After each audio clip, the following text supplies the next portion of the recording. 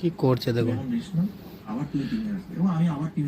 এটা আমাদের পোষা না, কিন্তু এরকম নিজের থেকে কিরকম যেরকম মানে গা ঘেঁষে ঘেঁষে আপনের মতন হয়ে গেছে।